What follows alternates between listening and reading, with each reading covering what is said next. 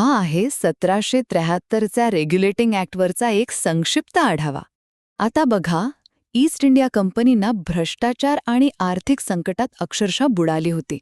मग ब्रिटिश सरकारला हस्तक्षेप करावाच लागला आणि म्हणूनच हा 1773चा रेग्युलेटिंग ॲक्ट आला, जे या दिशेने उचललेलं पहिलं आणि सगळ्यात महत्त्वाचं पाऊल होतं. तर मग सरकारने नेमकं काय केलं? सगळ्यात पहिलं म्हणजे त्यांनी थेट कंपनीच्या कारभारातच हात घातला. कंपनीची जी कायमस्वरूपी सनद होती ना, ती रद्द केली आणि फक्त 20 वर्षांचा परवाना दिला.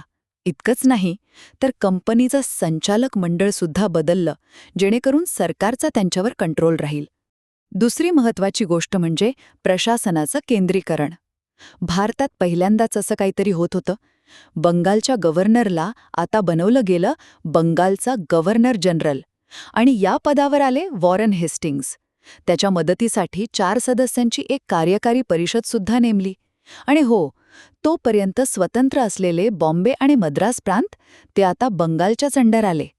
पण हे सगळे नवीन नियम पाळले जातात की नाही हे कोण बघणार, बरोबर?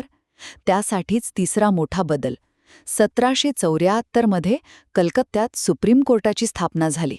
सर एलिहाज एम्पे हे पहिले मुख्य न्यायाधीश बनले. आणि याच कायद्याने कंपनीच्या अधिकाऱ्यांना कोणत्याही खाजगी भेटवस्तू घ्यायला बंदी घातली. म्हणजे भ्रष्टाचारावर हा एक थेट हल्लाच होता.